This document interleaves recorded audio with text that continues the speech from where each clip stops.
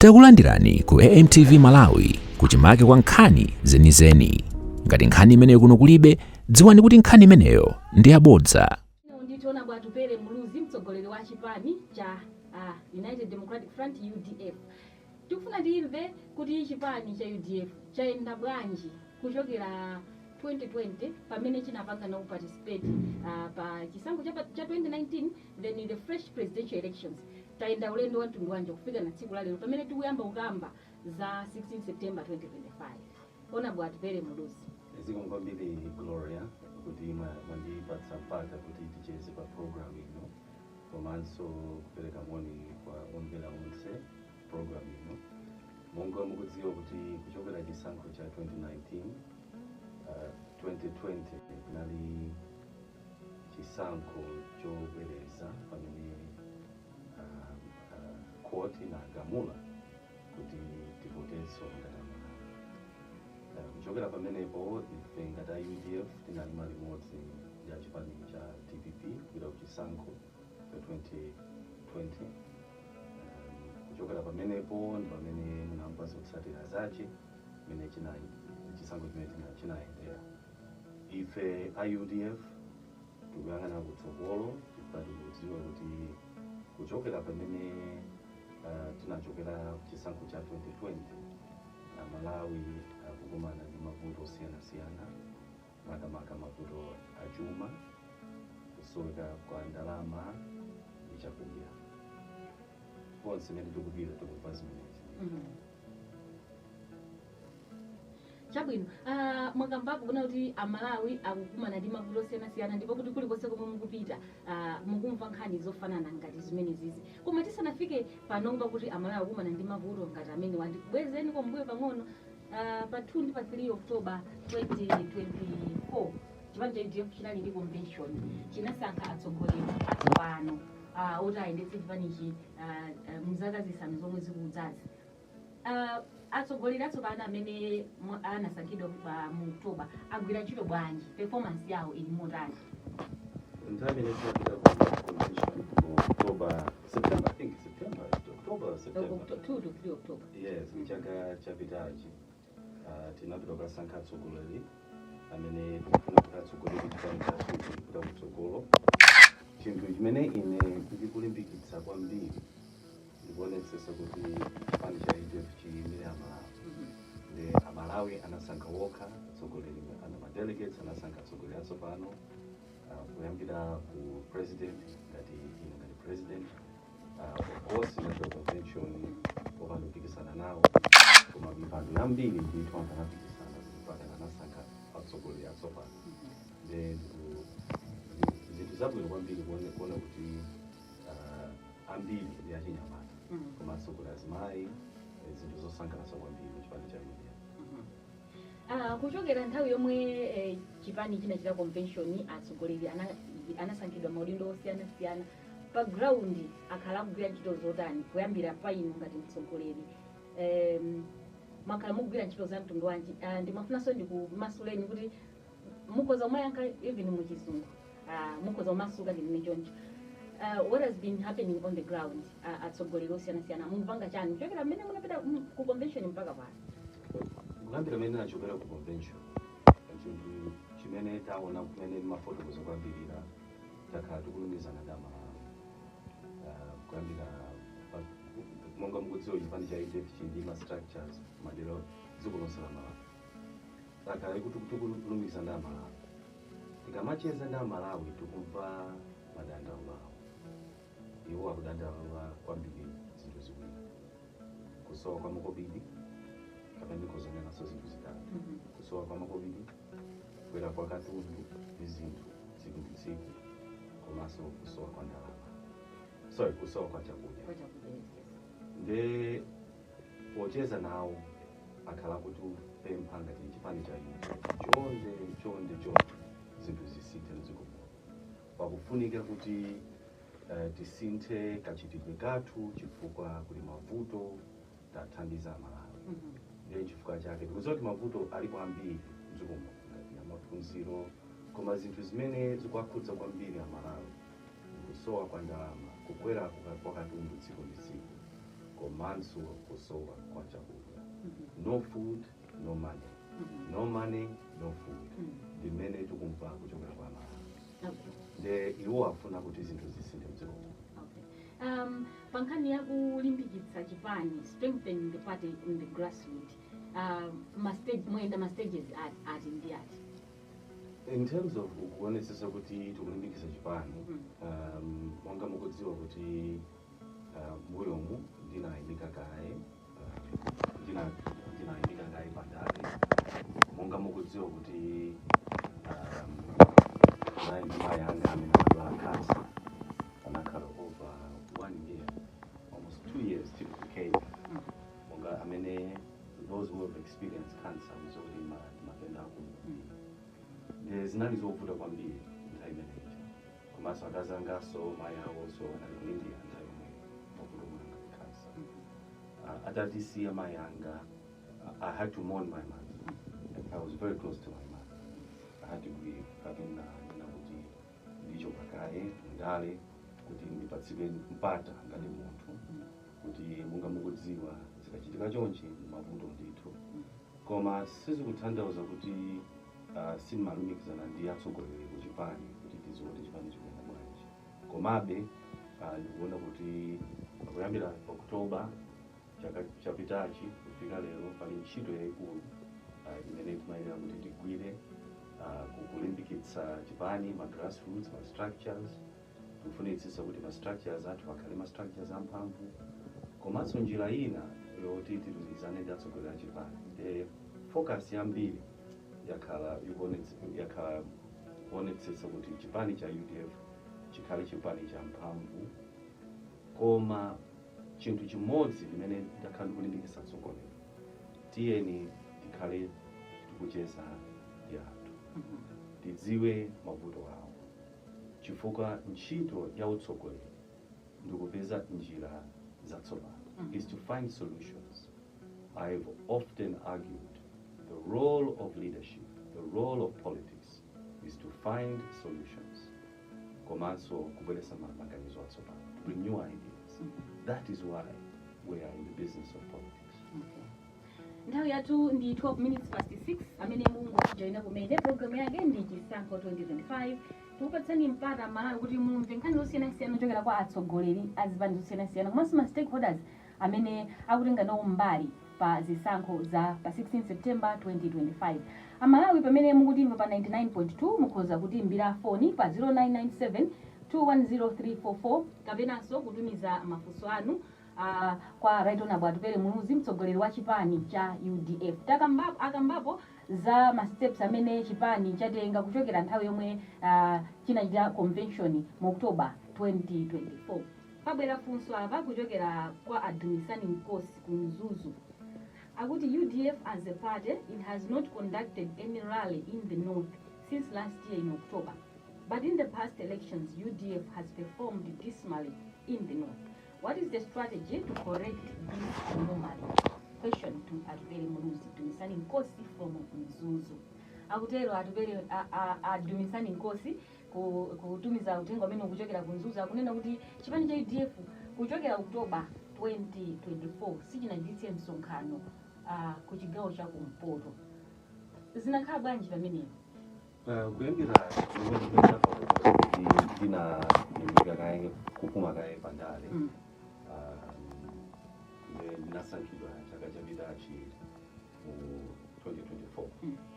Koma nditokozeka Adumisani kuti mukufunitsitsa kuti ndibwere ku chigawo cha kumpoto, koma ndinabwerapo of course chaka cha 2023 ndinali kumpoto konko pamene timapanga za celebrations the 30 years achipani chathu cha UDF. Koma ndikupesesa bwinobwino akudandaula kwa Adumisani. Kuyankha kwanga ndikwakuti Atupele ali ndi vision. Vision imene tikufuna kugulitsa kwa Malawi. Vision ya Atupele ndi business first. Business first. Business patsogolo. Ndifotokozabe ndikutanthauza chani.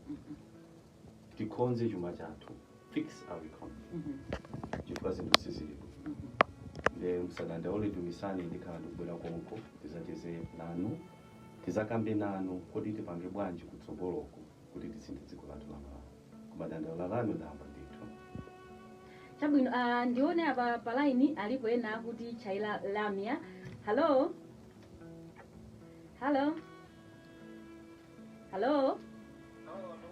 Mwaswera bwanji? Taswera, mukuimbira foni kuti? Ndiwo dzina lija ndani?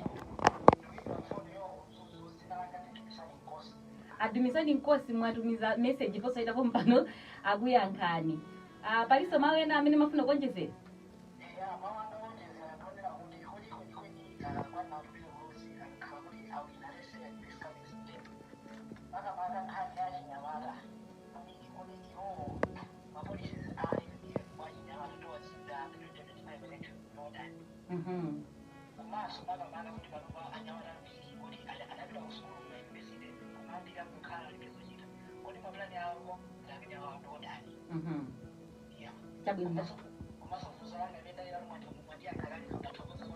Chabwino. Ndatokoza sokuti mukumvetsera ochokera kumzuzu. Ezigoma. Amene wakutero adumisani nkosi kuti mapolisi achipani cha UDF kusanda chinyamata. Makamanga olina amaliza masukulu kandi pa MSc kapena mwina ku university kumene they have my degrees koma there is no job opportunities anywhere in this country. What's the position of the UDF on that? Ndithokoza kwambiri tumisani ndifunso lalikulu kwambiri ndifotokoze motere ife a UDF timakhulupirira policy mpaka Atupele Muluzi akunena kuti business first. Monga mukudziwa kuti pa dziko lapansi kuli kusintha kumene kwachitika kale timadalira ndalama zimene amatithandiza mayiko aid ndikukhulupirira kuti nthawi ya aid ikupita kumapeto nde tikuyang'ana utsogolo which requires a new thinking in terms of investments and trade and economy kuti ende bwino chuma chiende bwino ndekuti tikuyang'ana private sector. In fact if UDF kuyambira kalekale since 1994 timaonetsetsa kuti private sector ikhale ikuenda bwino. That's why in 2025 business first is our strategy on fixing the economy. Business first izipangisa kuti tionetsetsa kuti we are addressing the issue of the cost of living crisis, which is the #1 priority. Kukwera kwa katundu siku ndi tsiku limene akudandaula Amalawi kusowa kwa ndalama because ngati sana lime bwino akuzigula kula chakudya ngati andi makobiri. Nkhani ya kusowa ntchito is also part of the strategy. Ndiye ndifuna ndikufotokoza kuti achinyamata ambiri akusowa ntchito akusowa ndalama kuti apitirize maphunziro awo. Ndiye chifukwa chake tamanena kuti priority yathu ndikuonetsetsa kuti chuma chiyambe kuyenda bwino kuti Malawi akhale makobiri mthumba komanso chuma chiyende bwino kuti achinyamata akamaliza school athe kupeza ntchito. Njira yake imene ndafotokoza ni private sector, business first. Mwina ena sakumvesesa bwino. I was actually going to ask that. Kuti tatamba subandoya mukati business first. Ikweni ndijani. Mwina ndifotokoza motere. Kusiyana kwa ife ndi chipani china mwina ndifotokoza before 1994 timakhulupirira kwambiri kuti boma izipanga zonse. Chuma chizikhala ndi boma. Makampani azayendetsa boma. Ndalama zikhale kuboma. Tonse timango yang'ana kuboma. Kufika 1994 tinapanga liberalize economy yathu, secular economy yathu. Kuti tikhale ndi private sector. Vameneno Amalawi anayamba kukhala ndi makobiri. Because private sector now dimene ndalama zimapezeka ndi Amalawi. Business, that's why we sing business first. Ndalama zikhale ndi Malawi. Makampani akhale ndi Amalawi. Ndalama zikhale ndi Amalawi. Mukhoza ndivomereza Gloria nthawi imene ija munaona kuti Amalawi anayamba kumanga nyumba zabwino. Anapezeka kula magari moto ena amapita ku Dubai mbele kuti Malawi inatsikuka minibus business sector private sector ine pakali pano umene ndikunena dziko lapansi, it is business, it's private sector. Ngati tikufuna kuti chuma chathu, economy yathu ipite patsogolo, anyamata apeze ntchito, akhale ndi makobidi, you need to open Malawi up for business, for private sector, to make Malawi attractive for foreign direct investments. Ndiye chifukwa chake tikamakamba Atupele kamakamba za business first, ndikuonetsetsa kuti ma policies ndondomeko za boma zizikhala ndondomeko zimene zikuthandiza ma business mdziko muno komanso ma business kuti azibwera kunja. Ndipereke chitsanzo kamakamba za ntchito kusiyana kwa a big government ndi small government imene ndikambira. Mwachitsanzo NIF, titenge NIF panopa 300 billion ya NIF akuyendetsa ndi aboma. Koma ifeyo tikakamba private sector, ndalama za NIF ngati 300 billion zilati zipite ku bank, financial institution, kuti aliyense amene ali kuthekera wachinyamata akuzopita ku banki kukabwereka ndalama. Ndimene ndifake kusiyana kwa business first, ndimene ndikamba kuti ndiboma umangopanga zonse. Koma ndalama zomwezo tati zapita ku private sector, achinyamata akuzopeza ngongole at low interest or zero interest or 1% interest, whatever it is, kuti athandizidwe dziko lathu likanapita patsogolo kwambiri. Koma vuto talowetsa kwambiri control kuboma, control kundale, ifake zikusokonekera pang'ono, ifake chuma chakhanga chasokonekera. The focus yathu tikatenga boma tikutsegula economy yathu kuti ikhale economy imene the private sector should be given the policies for them to thrive, the incentives to grow. That's how you can grow the economy. That's how you can put money into people's pockets.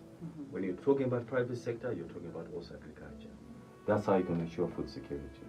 Then chifukake tunena kuti ndondomeko zathu, ma policies athu, ndamene atukukomera chinyamata. Koma sendino wa chinyamata, masuku ano technology abwera tsopano. Tindi blockchain, tindi crypto, tindi makina atsopano minagwiriswa ntchito kuti achinyamata akuzugwirisira ntchito pakali pano, which means kuti tibwereza innovation, zinthu zatsopano anthu azitopanga innovate, ma business azipita patsogolo, apeze ndalama achinyamata akhali makobidi.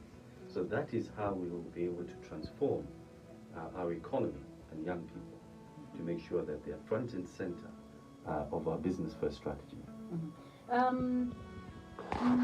Ndikukumbukira bwino, if I'm not mistaken, mmene kunabwera democracy, kunapereka somwayi kuti market inatsekuka amatida trade liberalization.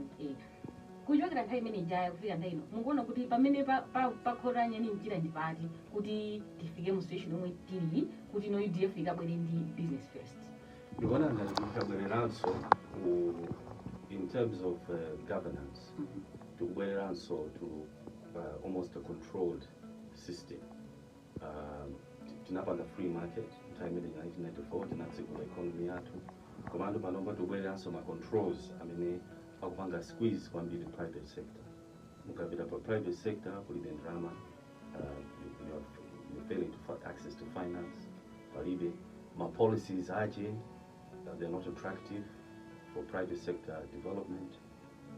Pali zipinjo zambiri makamaka zimene anthu a business akumana nazo.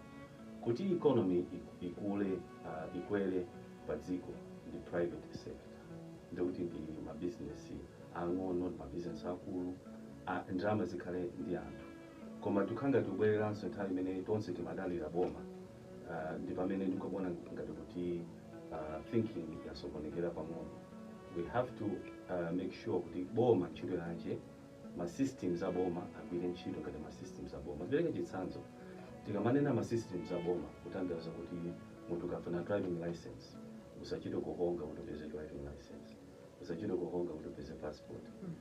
Gloria ndi nzanga wina amene amachokera ku Mzuzu amafuna kuti apeze passport, anapezeka kuti passport anayipezera pa Shoprite adaononga 500,000. Ndimganiza kutanthauza kuti systems zasokonekera. The focus, I think, boma ikamangana kwambiri kuyangana kwambiri ma business, ulimi, boma ifuna kulowelera zipanga za ulimi. I think izinto pepena pake zimasokonekera. We need to make sure that the government is focusing on what government needs to do.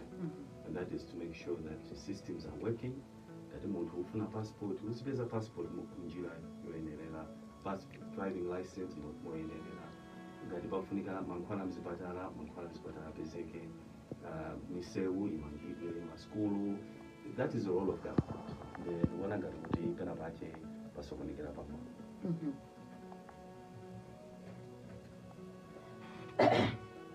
So that you can breathe.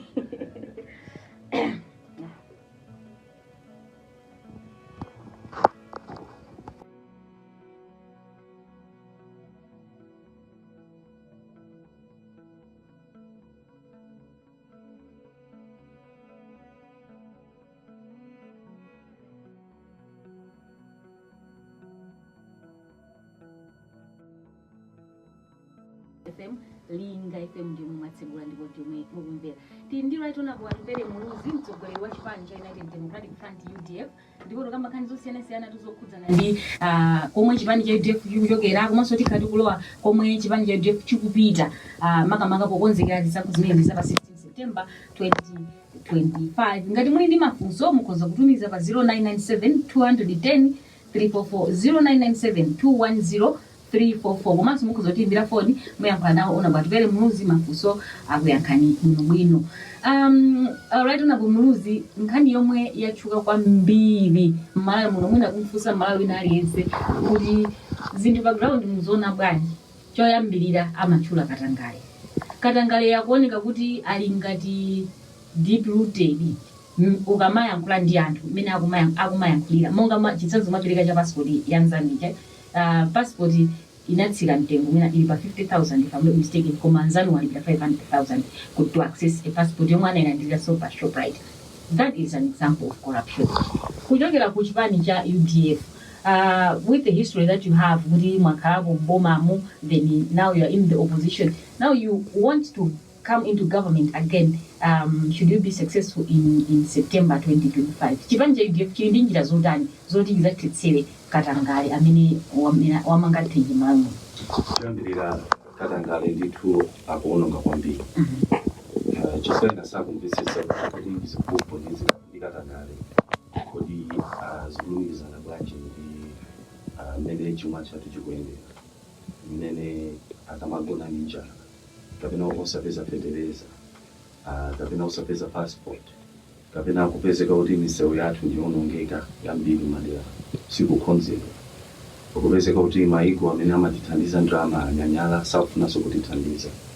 Zonsezi zimabwera chifukwa cha Katangale.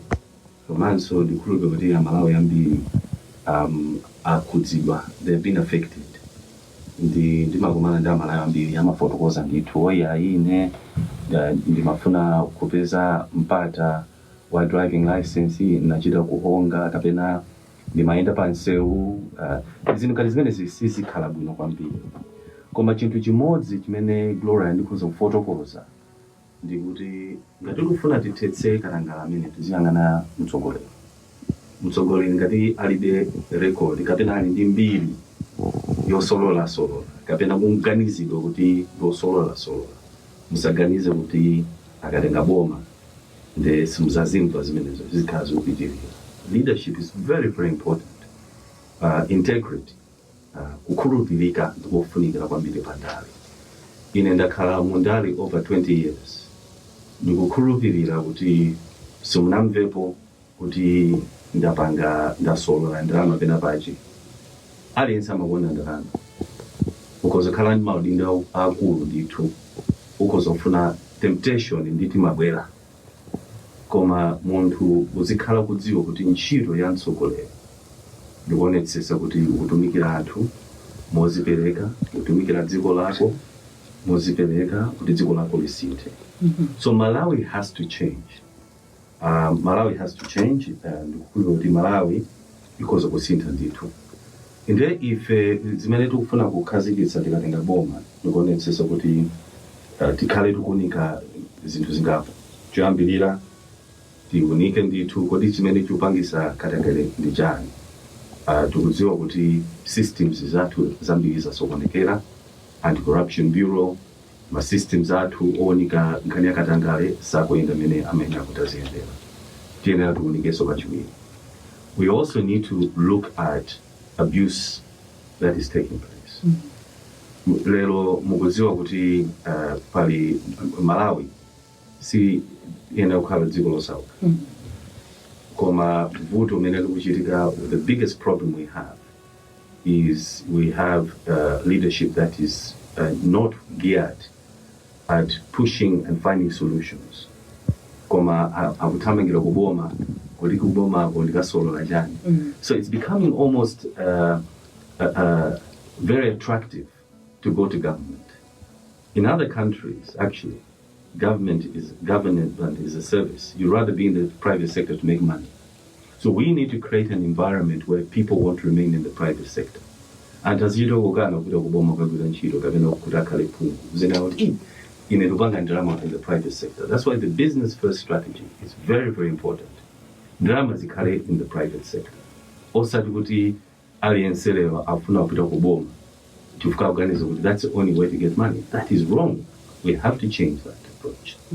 And the way we're going to do it is making sure that the money should be in the private sector.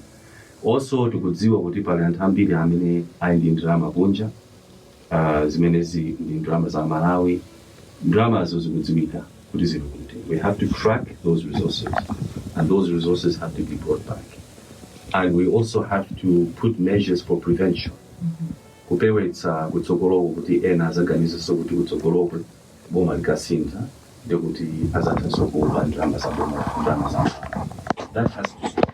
Corruption is evil, corruption is bad, and we must stop this. We have a question from Blantyre, from Gift Benning Kologosa. He says, corruption is cancer that is killing our development in Malawi. If you are elected this coming September, how are you going to fight corruption? And, Mr. President, do you think it's easy to fight corruption in Malawi? That's it.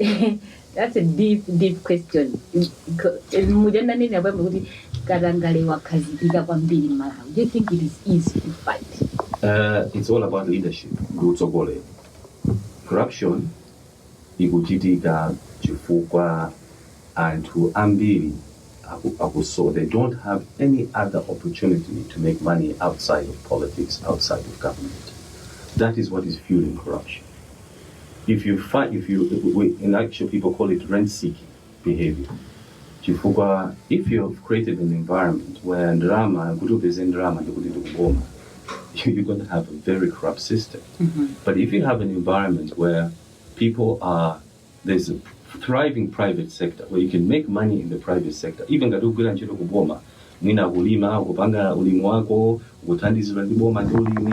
making drama on the side, that should be encouraged, because people need to have money in their pockets, but not to go in the government. Zimene zikuchitika mdziko muno ndikupezeka kuti tikwadziwa anthu timakhala nawo, timaona kuti awa tikuyambira anthu kuyenda motere, mawa kungopeza mpando alemera ndi mabilionera. Ndikuganiza kuti titesa bwanji katangale mdziko muno. So the only way is through leadership. When you have a decisive leader that is not known for corruption, that is corrupt-free, that is strong on corruption, and munthu amene ndikudziwa mdziko muno amene ali very strong nkani yakatangale ndi Atupele Muluzi. So mungamvepo kuti ine nasula pena pacho. Like I even challenge, I have served as ministers in different positions in this country. Palibe amene mukhoza kusonye kuti Atupele anasolola pakuti. Zimandipereka because ine navita ntchito, navita ndi mtima kuti ndikagwira ntchito ndatumikira Malawi. It's about service. If I want to make money, I make money in the private sector. That's why I was in the private sector. Make money, but we need to grow this economy to make sure that the private sector, the amenities also that's the only way we can address it. We also need to address the issue of the public servants. They need to be so that the temptation is also not there. Because nimava chisoni kwambiri maka anthu ogwira ntchito mboma apezeka kuti ambiri chifukwa anapeza ngongole ku banki akapeza pay slip at the end of the month, almost nothing. So we need to address that.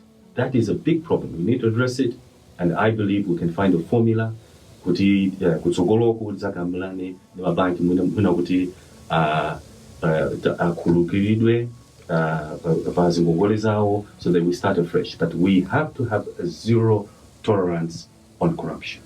There must be a zero tolerance on corruption in this country. Nthawi tikuti 24 minutes to 7 program ya chisankho 2025 Muluzi akunena apa kuti ali ndi clean sheet.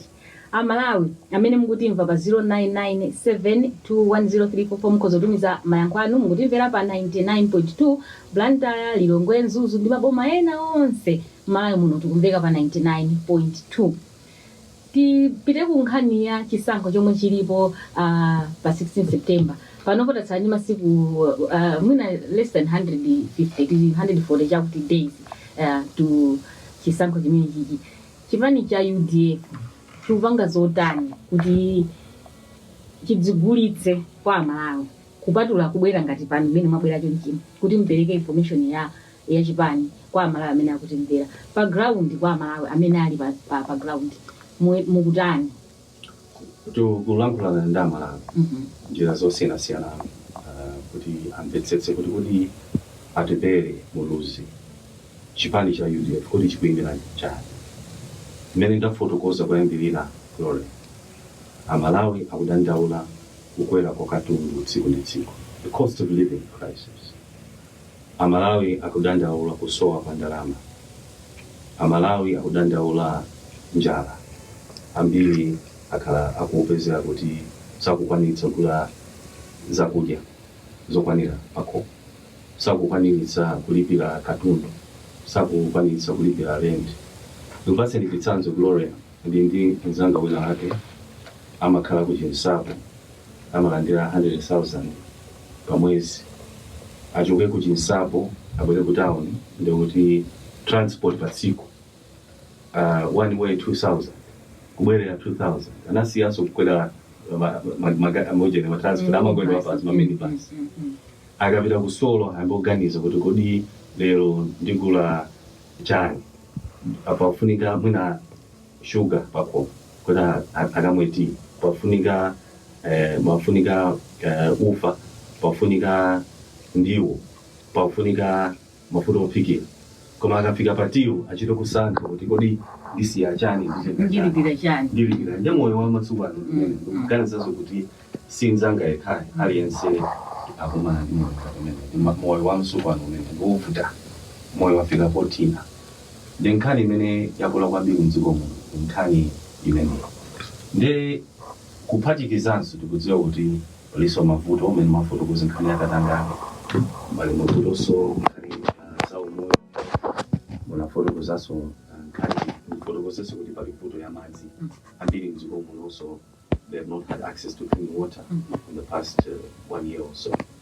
Nde ndikudziwa kuti pali mavuto andi ambiri koma ife tikufuna kuti tafikira Malawi tafotokozera kuti ife tikudziwa zimene iwo akumana nawo ifeso tikupako kwawo kumene tifuna feso tili ngati atsogoleri ako opposition tikukhala ndi anthu kuti ndachibale tonse palibe Malawi lero akuzionera kuti moyo ndi umene unali. Times are hard. This is a very difficult time. So we are moving kuyenda na Malawi kulumikizana nawo kwauza kuti tindi plan kuti tionetsetse kuti akhale ndi makopi koma business first strategy ndindo mleko zatu kufunitsisa kuti akhale ndi chakudya chokwanira ndi maplan kuti Malawi unikeso kuti tupange bwanji kuti akhale ndi chakudya kandi ulimi kaya kuonesesa kuti akhale ndi drama kuzokakula chakudya. That to us is priority number 1. Tilafuna kutenga boma choambirira the cost of living crisis ndi chakudya.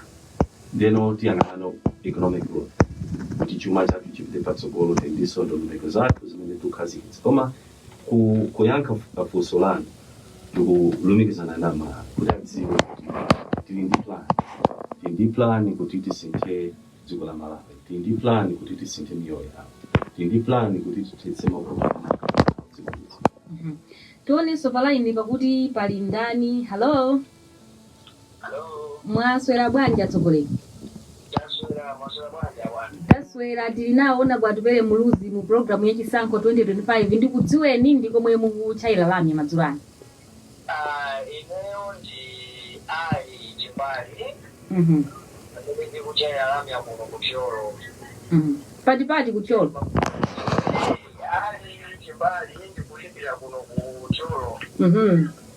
Yes, mafuna kuti ndiyafuze pankani mene akugamba wawa kunena kuti apanga chani kuti afikira anthu owauza zinthu zawo monga chisango chibwerachi. Ndimafuna ndinene kuti kuno kutiyolo ndikuona kuti UDF tinaizi wambuyomo koma mpaka pano kuti UDF ikuoneka kuti sili mwa UDF meti maizizika. Ndiye iwo akuyenera kuti apanga chani kapena atifikira motani kutiyolo kuno kuti tikapezeke mpakana tikufika kuti mpakana ife tiziwe kuti Atupele Muluzi akuima ndipo kulonse kuno kulizoti Atupele Muluzi akuima ndipo fundo zake ndi izi kuno kutiyolo kuti tikate kubota muyenderera atuse. Chabwino. Ndakuthokozani Mr. Ali kuchokera ku Cholo mukhali ndi madzulo opambana. Zipomo. Akutero kuti ku Cholo ko UDF ankadziwa ndithu kuchokera pakale koma in recent times mwina simunafikire. Mupanga zotani kuti mukafike madera ngati amene I think ifunso ilili kufana naso ndidumisani nkosi kumzuzu. Ndikudziwa kuti tonse tikuziwa mbiri imene zinaendera chipani cha UDF mbuyo. Pazonse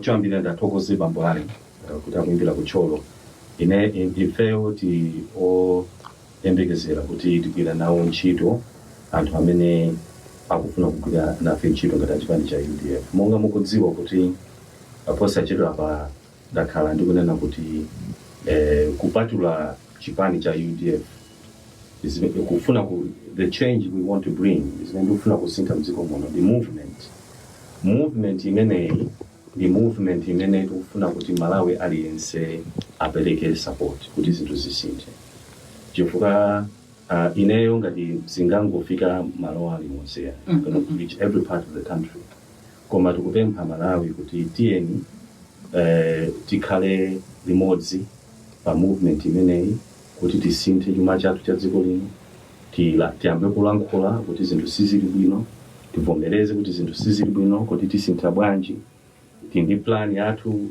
imene tikufuna kusintha Malawi tiyesetsa kuti tafikire Malawi. Ndikuthokoza kwambiri bambo ali ndi chidwi kubwera pa program ino ni njira imodzi so imene ikozothandiza kufalitsa uthenga ngati madera ena acholo.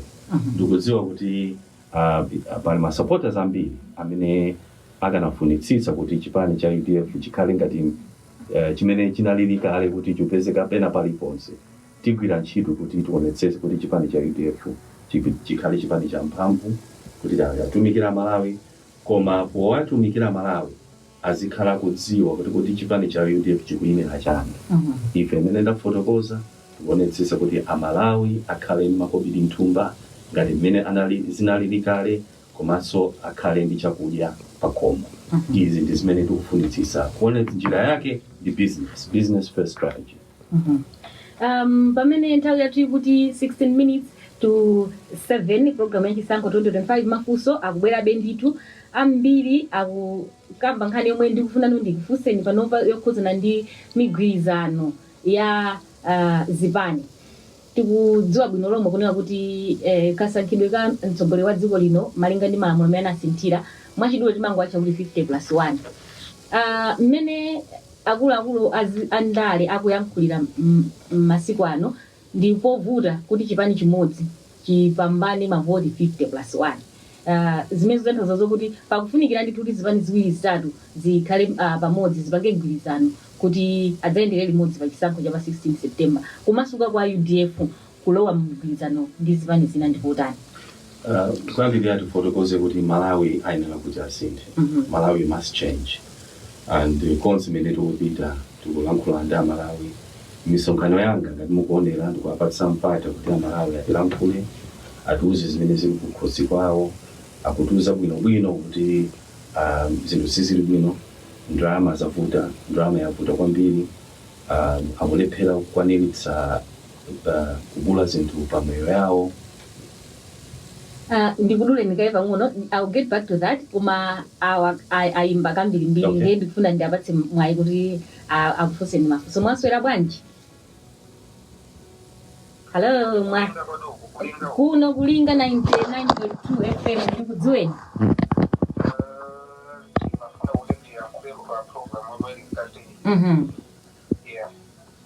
Fusa ni nditu dzina lija ndani paja ndiko mwe mukimbira phone.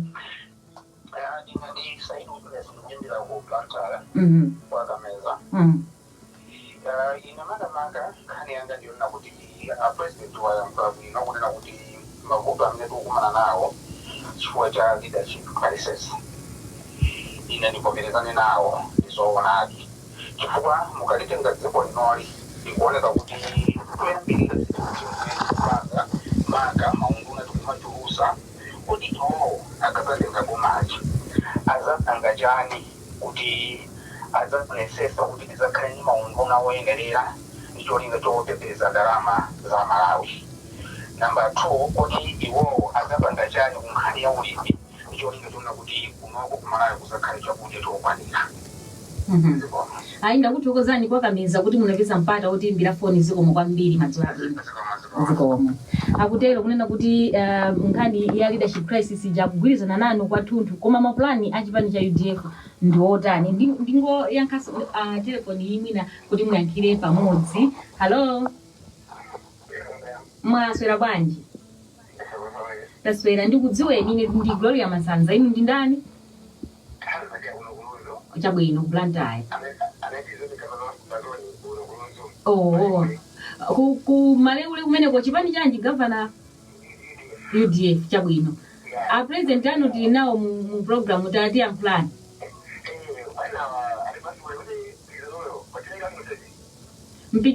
Mwatibwa?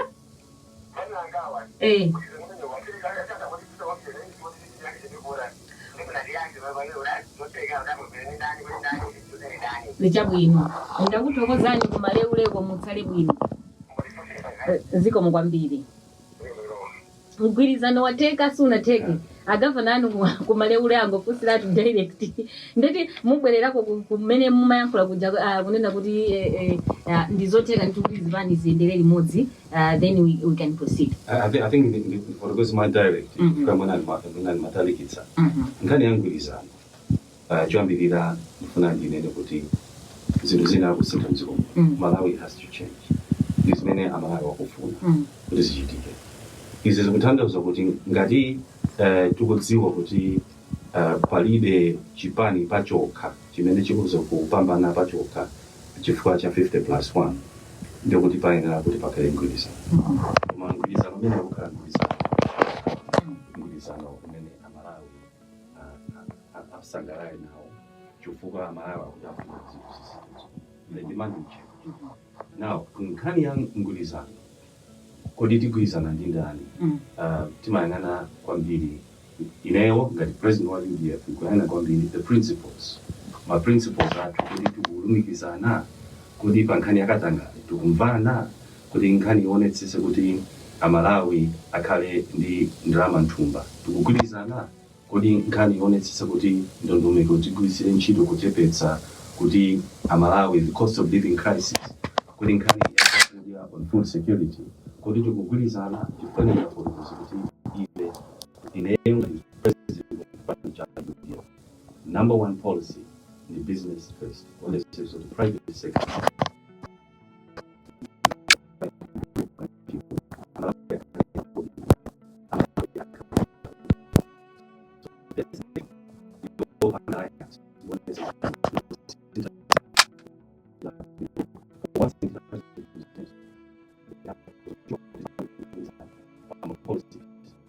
Sizingaende tukugwirizana ndi amene akwazi kuzamala. Sizingaende ngati tukupanga zinthu zimene amalawi akuona amene zipinjo.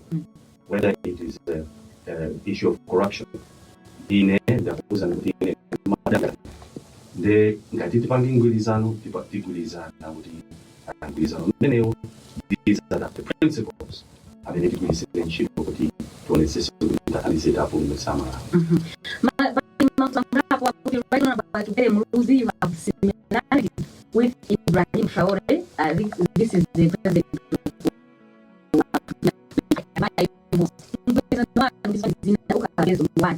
Muyenda ndiye nyamata anzanu kapena chili chose chagwa mbali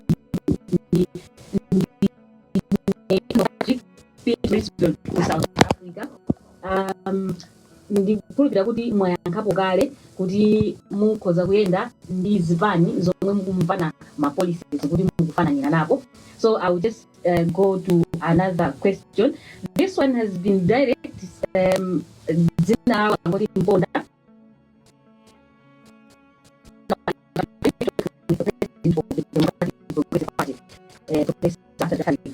so Lina ndimenilo mafuso abwerapo angapo. Fishani Asampo from Mulirongwe. My take on him is, how is he going to save the youth from this joblessness crisis we are currently facing? There are million jobs zatikanika. We all read in my newspaper is 5 years working experience, yet we all read in my newspaper 5 years working experience, yet all emberayo wapanga graduate last year. Youth unemployment kuchipanja DPP, chipanja UDF muziyendesa bwanji. Ine Kaliati kuno kuna mikasi, kodi ndizoona kuti mukhala ndi zipani zina adzatsogola ndi ndani? DPP, UDM, afford UDF, zipani zimene zizi adzatsogole ndi ndani? Kaliati, whether it's him or her, thinks kunena kuti zipani za DPP, UDM, afford ndi UDF mina zili nkati mopanga zokambira zokuza ndingwirizana akuti adzatsogole ndi ndani. Mugwira ntchito ndi chipanja DPP makusake centered around that. Okay, mwina ndi fotokoze motere. Ine ndakhala mundale 20 years ndakuonetsani kuti ndima konda dziko langa. And my answer is I will do the best for Malawi. Ine ndofunitsisa kuti ndayimira Malawi. Ndafotokoza kuti Malawi pano ali pa chipinjo. They are going through very, very difficult times. Pankani ya chuma, kusowa kwa makopi, kukwera kwa katundu, kusowa chakudya, mavuto sena. Nene ndipanga zinthu zimene zasangalatsa Malawi.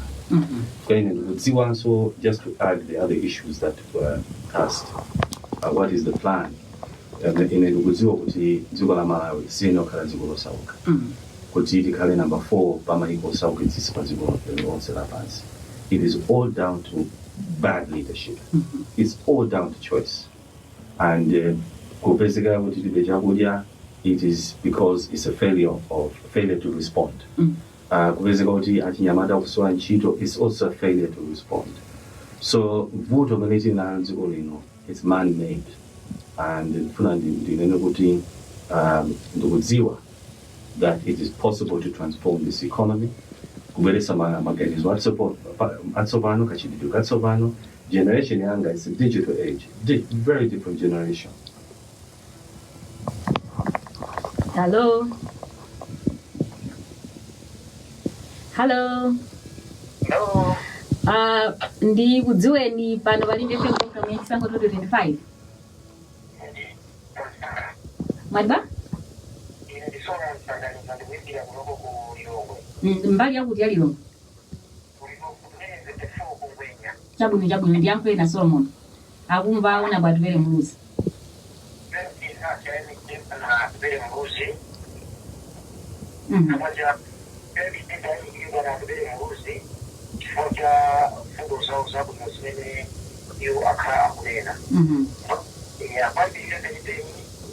Chisango cha 2019 adani na mau wanana kuti mutu amene kana edisibu koma amene kana edisibu koma mbali ya nduna ya akakalenga ni president kufuta kuti akale president akakala amene kupanga photo so funde nina nina basi akakala ni president amene alitosa adani lero Lula is a little woman around my food, but my friend, you are to pay them Muluzi, other photographs. Two men that I didn't finish for the Now about what you are doing when you can hear that you may find people come to school to work like I have one. Again, I can move. I will send the message to school there. Maria that you have to buy. Nandan Kani number 2. Kanya Win. Udi Kanya Win. Azat Kanana Opan. Number 3. Kanya Katangani. Azat Kanana Opan.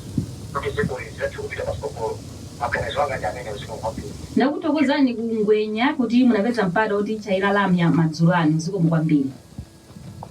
Ndikubira kuti zambiri zomwe akusa kuchokera kungwenya Solomon munazifotokoza kale mwakambapo za chuma mmene muti adzayendetsere business first policy ya chipani cha UDF ndikubira kuti mwina kandeke nakake mukhoza kungopanga summarize nkhani ya ulimi mwina nkhani ya ulimi ndiyo mwesi tinapange touch on kweni komanso ya corruption munaifotokoza kale so we proceed chifukwa kuti mafunso ndi ambiri chatikomera komanso chakomeranso atsogoleri athu kuno kulinga FM kuti program ipitilire mpaka na pa 7:30 panopo ndi 2 minutes to 7 ndiye mafunso mukhoza kupitirizabe kutitumizira mpaka na pa 7:30 pamene tikhale tiuchezabe ndi right on Atupele Muluzi mtsogoleri wa chipani cha United Democratic Front UDF mumafotokoza zokhuzana ndi chikondi chanu chomwe muli nacho pa dziko la Malawi komanso mwina kumasuka kwa chipani cha UDF kuyenda ndi zipani zina kuchokera nthawi yomwe takhatayamba kumamva za ma alliance. Has the UDF been in talks with any other political party? UDF has been talking to everybody. Well, everyone has been talking to the UDF. Oh, okay. Alliance akala kubwera ku UDF kutazati lankhula ifotokoze motero sizobisa alliance akala kubwera koma nkhani ya alliance sinkhani yobisa yayi ngati pakhale alliance timalengeza kuti pali mgwirizano ndi chipani kapena zipani mute ngati mene napangira mbuyo si chinthu chobisa ndikuziwa kuti anthu afunitsisa kuti amve adziwe mmene tiyendere kupita kuchisankho cha 2025 koma mawanga ndionena kuti ife tipanga zimene amalawi asangalale nazo zimene amalawi akufuna kuti tipange zimene tipange and we'll be doing what is best for Malawi. Pabwera fuso okay I'm not sure if this is a question or a comment or just a statement. Gloria, just tell him he is the only hope but working with Mutharika is the harvest. This is the message you get of South Africa for someone who's listening or watching. Gloria, just tell him he is the only hope but working with Mutharika kutengawo ndumene mukoza kuyankha pamene ndikoza kunena kuti ife tipanga zimene zasangalitsa Malawi chifukwa zimene tikufuna kuti tichite ndikuaphula amalawi pamoto. Bambo Solomon kulera 24 anakamba nkhani ya experience ikufunika kwambiri chifukwa ndikoza fotokoza kuti pakali pano parwa chipwirikiti makuboma koza fotokoza choncho mmene ndinalankhula pa debate madziwa zimene ndimafotokoza dziko lapansi the world has changed, economics has changed. Munthu soyenera kumangolankhula kuti ndzapanga chakuti unepanenso kudziwa kuti uzazikwanirisa bwanji chifukwa chuma cha dziko chasintha kachitidwe kake kasintha. You have to also understand how government works. Masiku ano ndi nthawi yovuta kwambiri. Mwachitsanzo mutati muone mmene zinthu zilili pano mukayang'ana mmene boma limalowa pampando musiyanitse kungoyang'ana katundu even mmene zinthu zikuyendera mdziko mukuona kuti amalawi akumana ndi mavuto ambiri so experience matters. Hello. Ndili bwino kaini muli bwanji mukuveka live pa Linga FM mukuimbira foni chigawo cha Patipati Malawi muno. Amagwira kundeka. Tipatseni ndemangano kapena funso muli nalo mwachidule kwa right on Atupele Muluzi.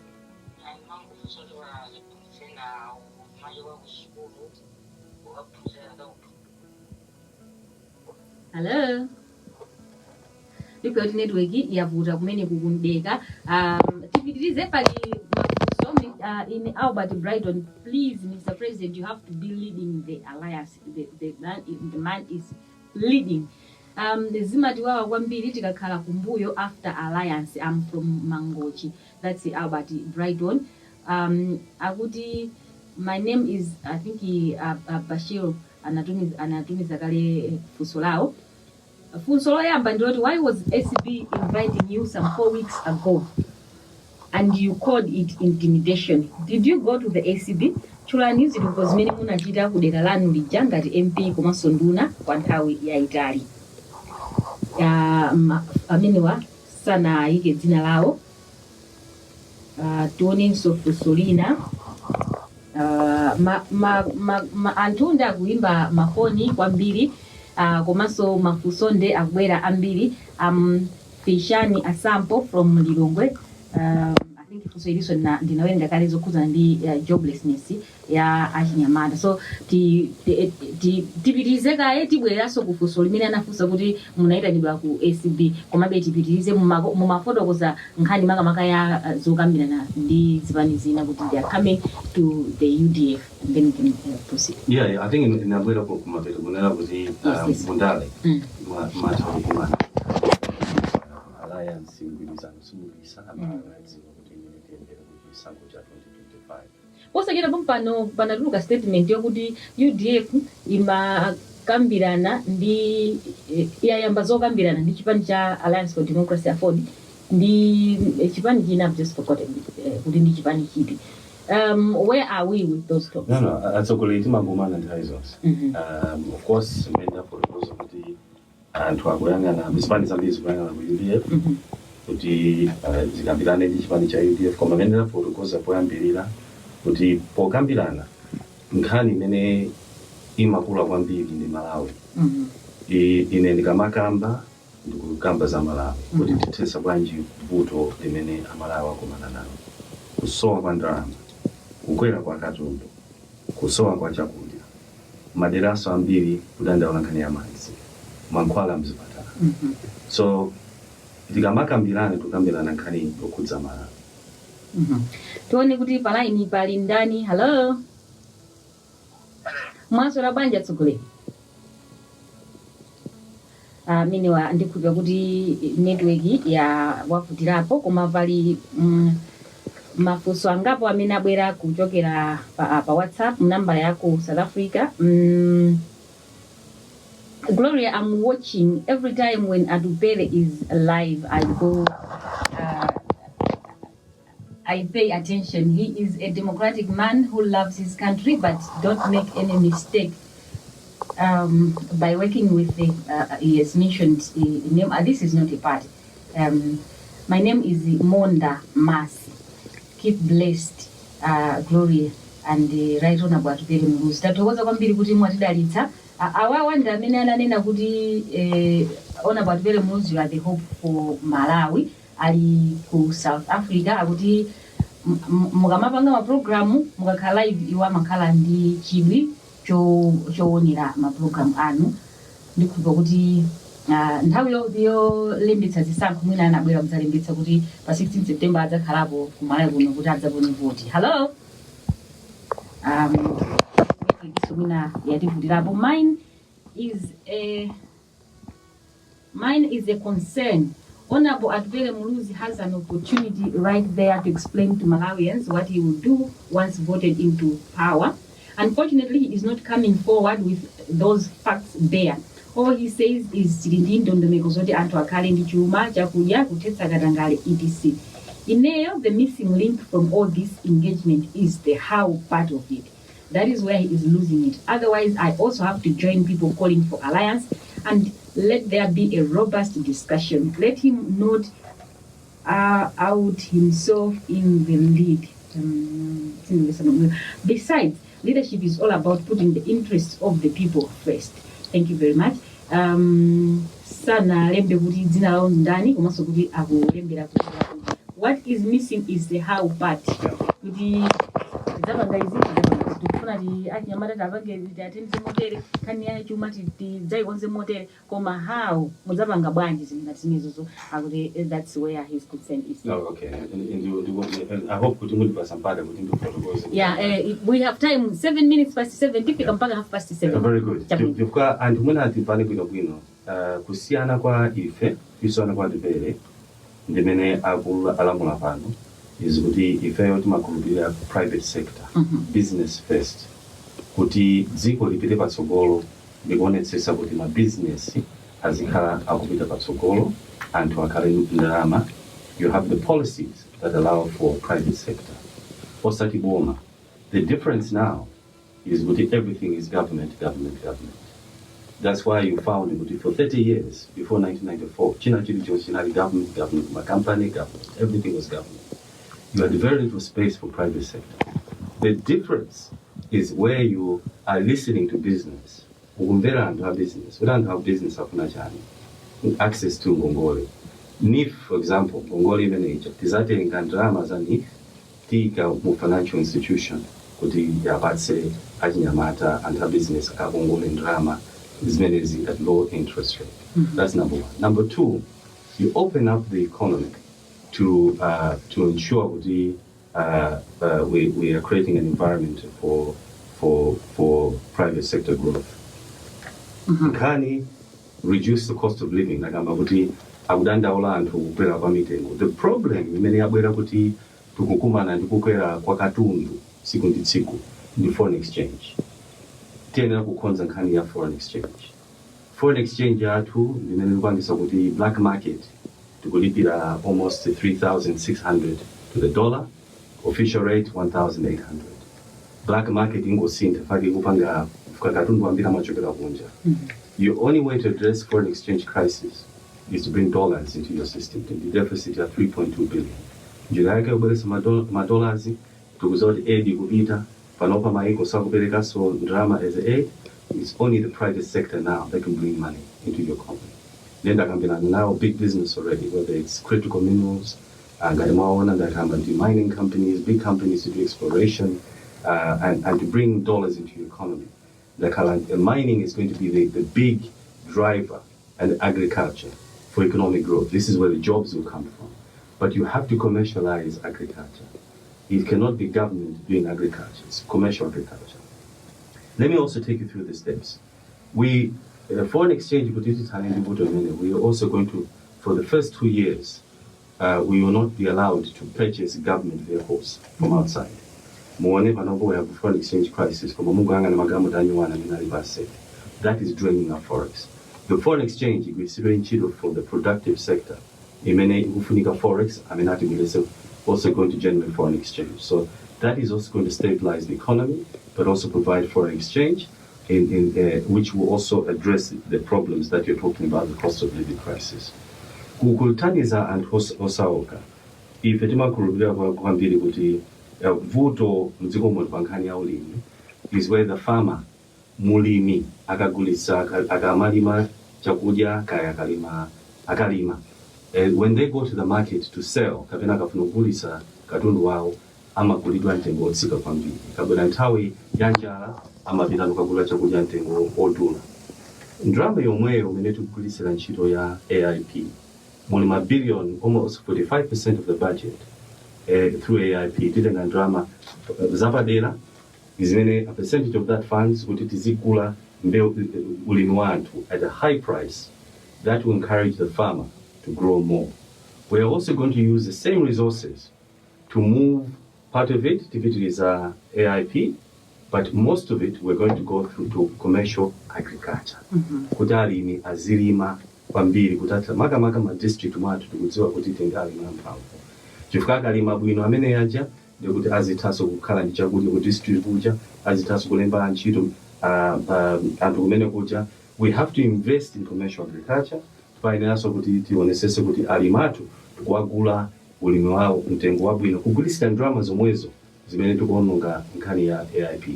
Anthu akudandaula kuti fedeza amafika so nthawi yolakwika.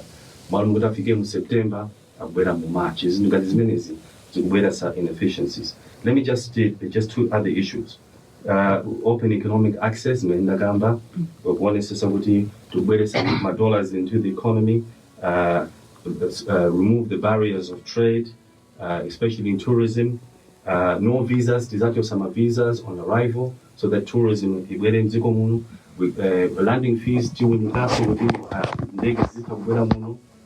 increasing air access, and also my reforms in terms of fighting corruption and improving the system.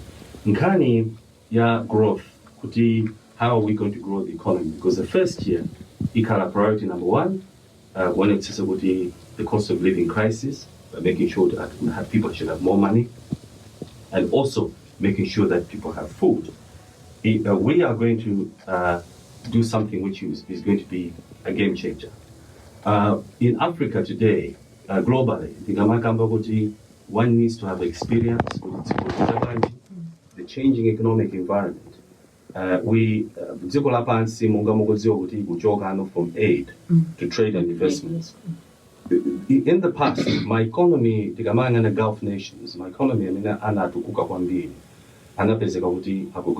because of oil, the discovery of oil. Oil, the UAE, Dubai, Saudi, Kuwait, oil in the many mafuta, amagari moto, amina kuisidwa chito magari moto, fagana lenena. Ndepa no chifuka kwa bwela makina yatso pano, kachiduka, we have now new technologies, which is electric EV and EV batteries. Magari moto, amina bwela panopa, maiko sena siana, maka maiko azungu. The magari moto, amina sa ugulisida mafuta, ugulisida mabattery. So, kuti upange mabattery amina aja, technology yaje, the miala imene ili konkono kumalawi. Tanda uzokuli panopa, we now have the new oil.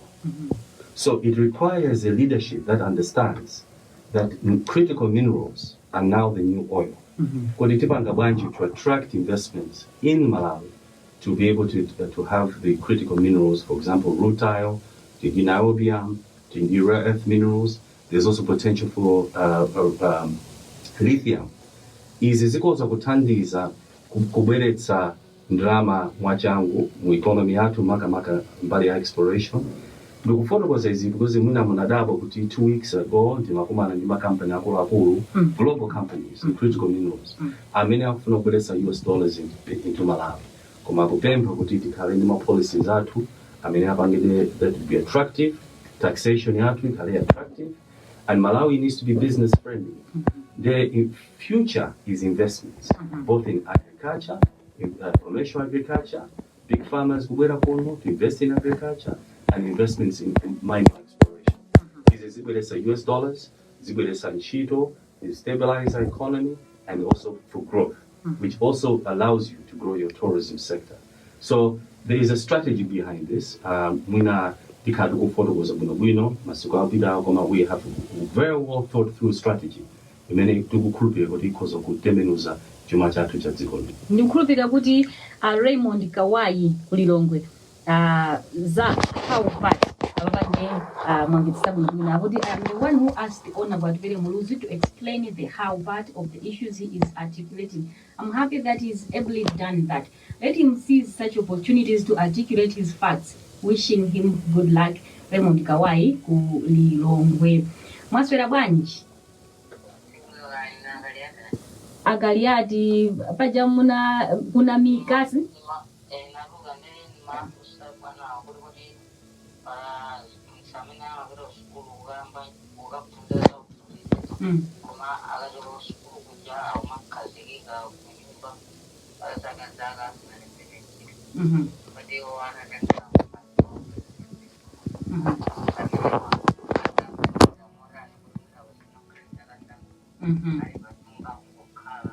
Mati kumwanza paja kumenekwe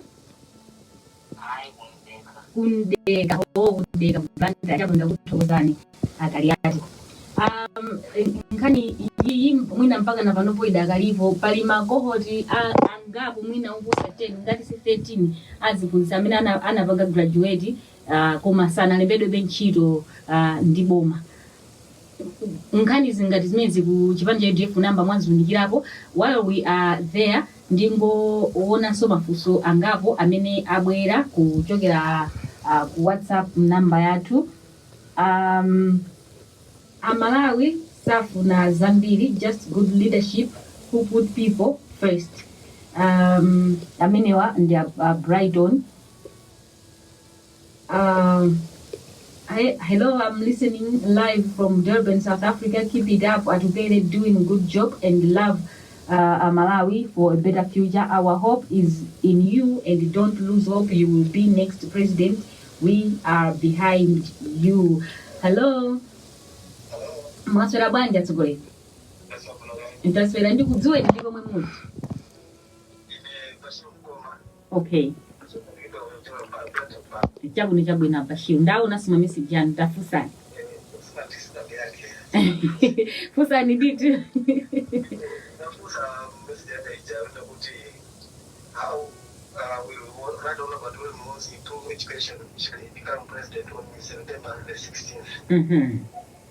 Yes. Chabwino naenda kuthokozani ya Bashir ku Blantyre. Okay, ziko. Also, pamauta watu kuona kuti chichokeni UDF si primary ya ule zoea. Kuna bwela zitu zina mboga na usikufanya. Mboga na ndefikiza na kujisinja ukazi kumfanya. Tunasimeza UDF na chimani na bwela za ule mai kuno. Yo, alokuwazeka katenga kuno masisi sitama wanuti simeza zichose kuti UDF za bwela mapuza zake za ule na bwela na mai kuno. Okay. Chabu ndakuthokozani. Hello?